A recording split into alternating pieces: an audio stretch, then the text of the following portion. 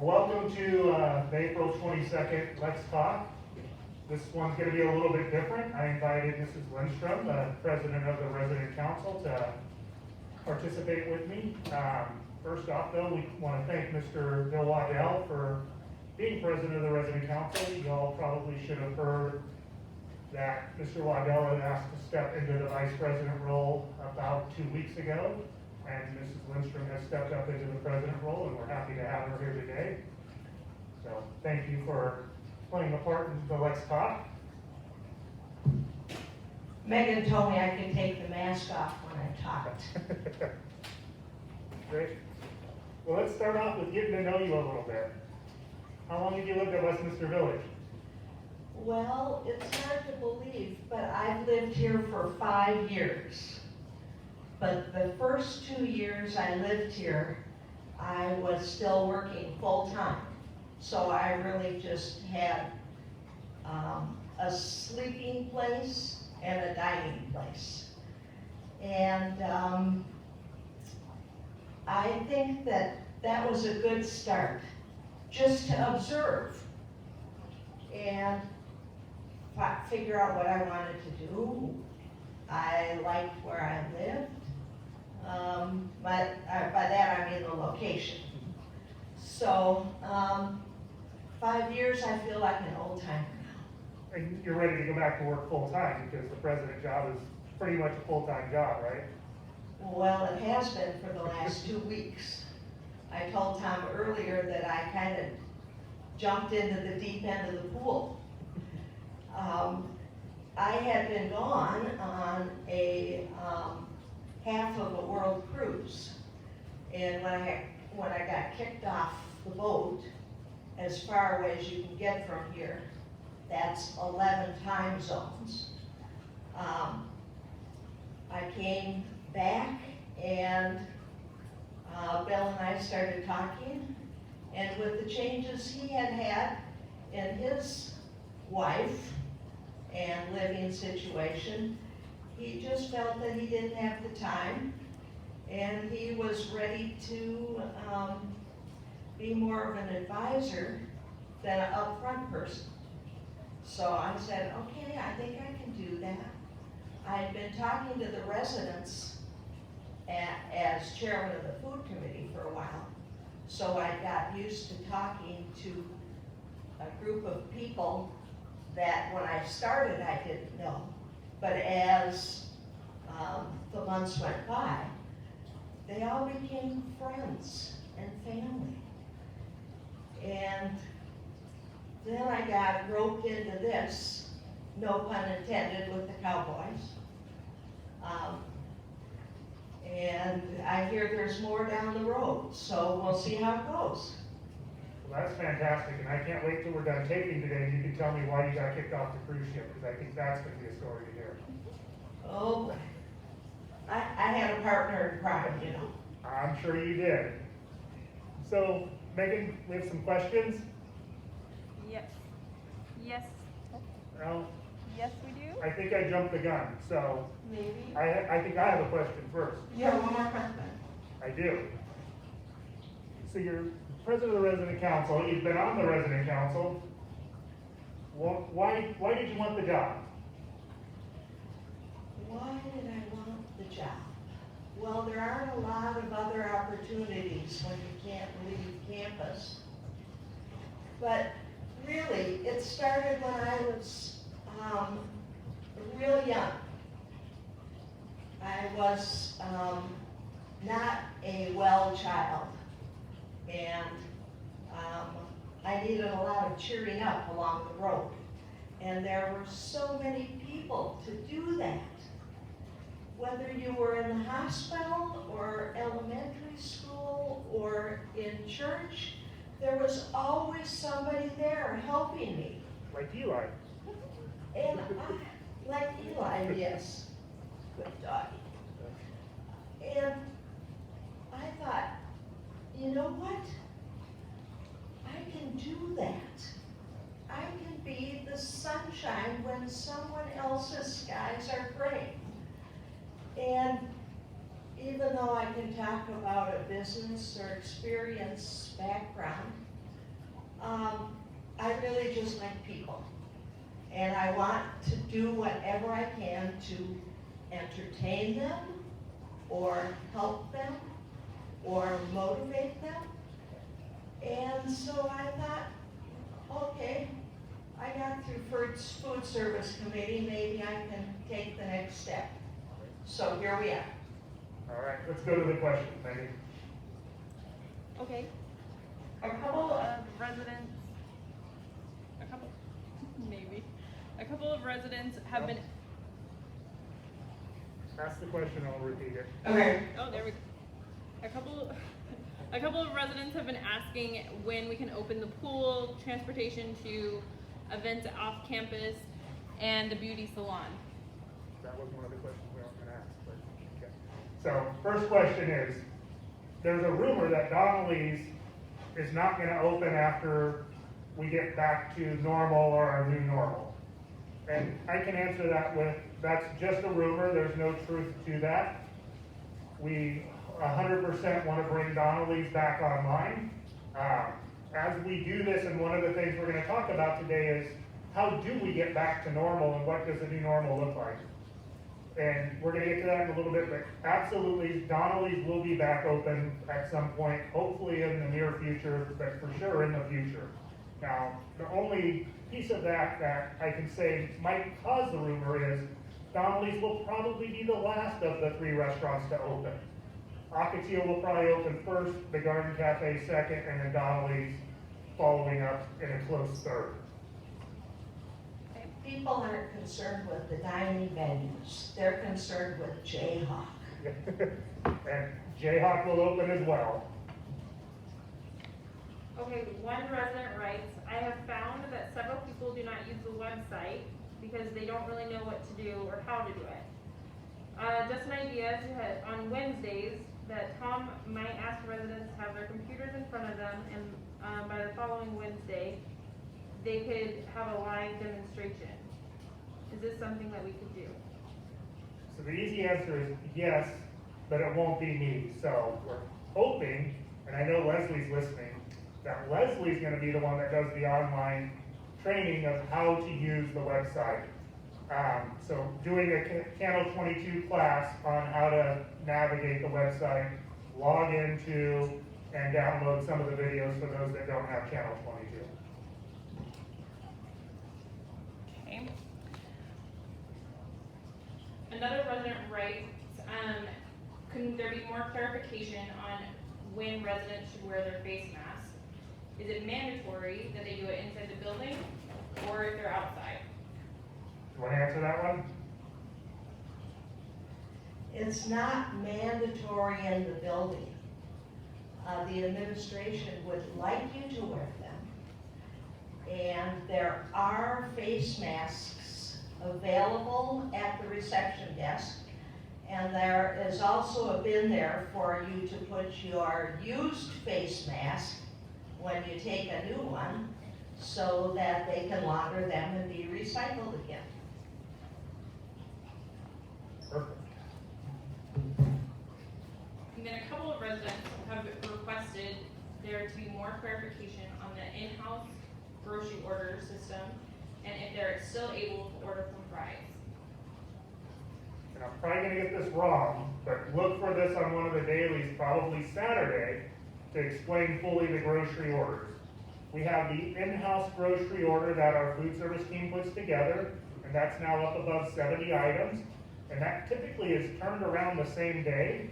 And then we have, probably don't want to call it outhouse, but it kind of goes with the Western wear, the outhouse grocery order system. And that's done through the front desk, and they're using a couple of different companies, so there's no guarantee you would get the Fry's brand if that's what you're looking for. But you can be a lot more specific on what you're requesting. And that, again, could come from a number of different companies, just because the delivery system that we use gets items where they can get items. And then I believe we added 3 liquor delivery companies, wineries, so that's available now as well. Any other questions? No other questions right now. All right, and I know there's other questions, so if you put them in, hold on, because we're gonna talk about that as part of the discussion and, what we do next. So, what do you think the new normal looks like? Oh, I hope it's gonna include pool. And if we can get someone to figure out how to play bridge without sitting too close and without touching the cards. And if somebody has an idea of how to do that, we would welcome that suggestion. And you can contact Megan about that. Oh, I know there's people who want haircuts or coloring.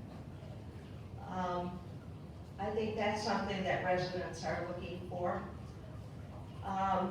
You know, you really don't hear them talking about things off campus. You hear them talking about things on the campus. They want to be able to eat a meal together. Well, you can do a little bit of that because you can, you know, say to your neighbor, you want to pick up your bag and come to my place at 5 o'clock. And the two of you sit at opposite ends of the table and have dinner. Maybe we need to start doing that, especially as it gets hotter. I know a lot of people have been using the courtyard and the garden cafe patio to sit on, especially in the evening when it cools down a little bit. Well, it's not going to be cooling down. We're in that stage where it's going to rapidly increase, so maybe we have to eat in common areas, spread far enough apart, or invite a neighbor over to have dinner at your place. Sounds good. I think the two things I've heard the most requested is, can we get the swimming pool back open, and can we get the salon open? And we can't do either of those today because of the governor's order, but as we look at what does the future at Westminster Village look like, and hopefully we're talking the short-term future, is there does have to be a sense of getting back to normal. I still think we got a little ways to go, and we're going to talk about some statistics and where we are today at some point during this talk, but there is work on what does that phasing down of the restrictions and how do we get back to a sense of normalcy. And some of that will be triggered by governor's executive action. Some of it will be triggered by what's happening in our local, the little bit greater community of our zip code and a couple other zip codes around us. But there are things like the swimming pool that I think is very little risk to Westminster Village residents, that as soon as the governor lifts that order, we will be able to put that back in place for residents. I believe the salon will be one of those things that very quickly after the governor lifts the order to close salons and gyms, that we'll be able to get those back in place. It also looks like at some point over the next 30 days, the governor may start reducing the restrictions on restaurants. And again, we plan to follow fairly closely behind what the governor says with getting our restaurants, Ocotillo, Garden Cafe, and Donnelly's back open, so that residents aren't itching to get off campus, because what we do know about this is coronavirus is going to be around for a while, and the longer we can keep people from roaming off campus by providing great services, by having our amenities back up, the more likely it'll be that people stay close to home and we can keep Westminster Village as safe as possible. That's like the main thing I hear when I talk to other residents. They are so happy to be in an environment where they don't have to make the decisions, where somebody else is watching, the county or the state, and sets guidelines for everyone to follow. I can't imagine being in my house alone and trying to navigate all of this and having to go out to get groceries, or toilet paper for that matter. It's just so much, it takes when you don't have to worry. It takes so much away from your daily life that the little inconveniences really don't matter that much. And you know where you're heading. You know that as soon as it's possible, the restaurants are gonna start opening. As soon as it's possible, people are gonna be able to color their hair again. And we're all in this together. And holding on. And we're holding on good.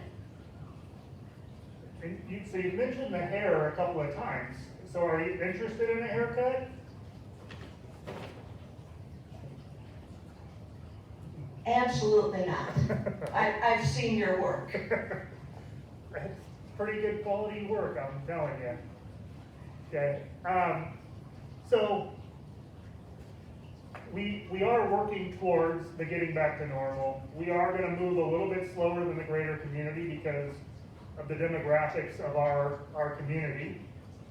But we're gonna make decisions that allow residents to get back to enjoying life on Westminster Village campus. But again, that doesn't mean the day the governor flips the switch and says things are back open, that our campus goes back to what it was on March 8th or March 5th.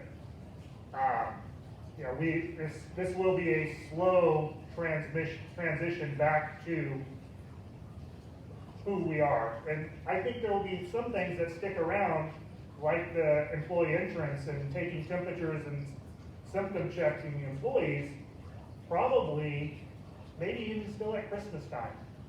We may still have some of those restrictions on the staff.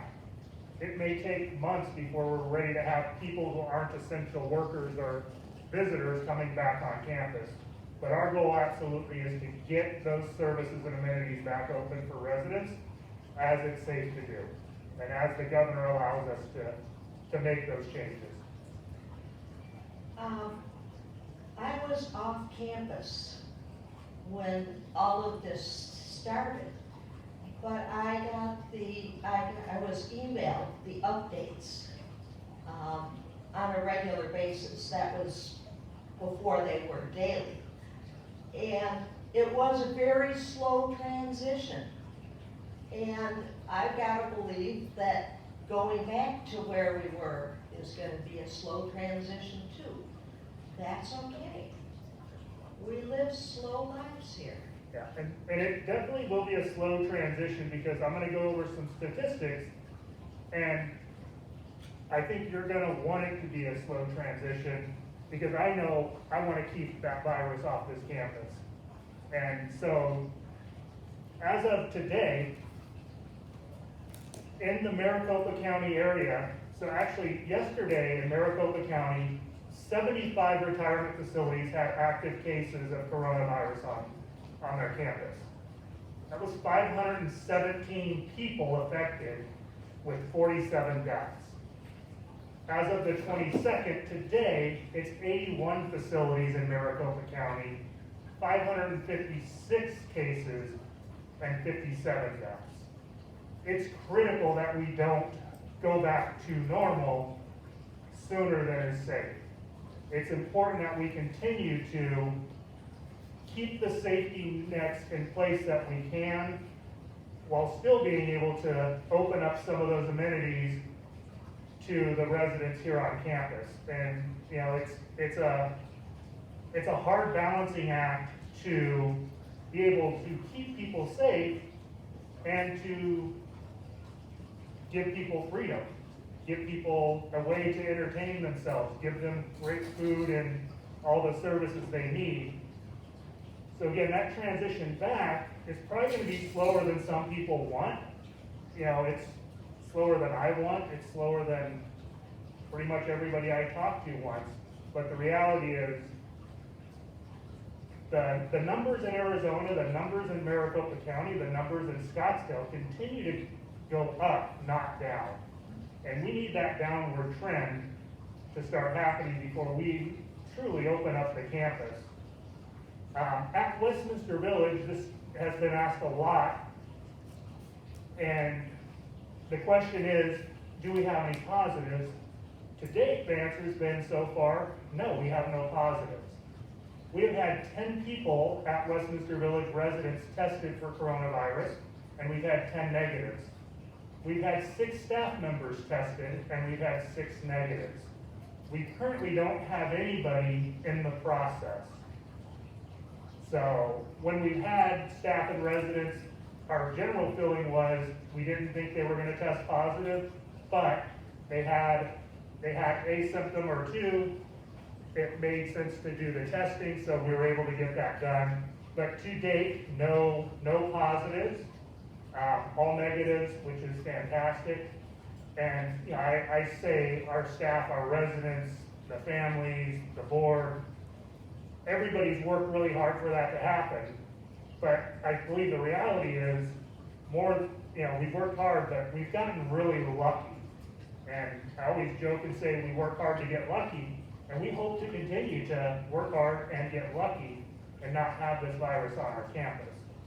But it does mean the restrictions that are in place are working, and we want to be very careful as we work down that list of restrictions so that we don't become one of those 75 facilities. All right, so now something better to talk about, but again, felt the need, it was important to talk about those statistics.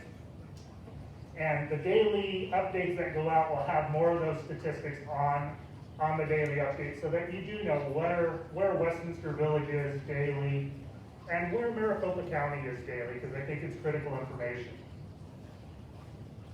So, what can we do? We talked about restrictions. What can we do?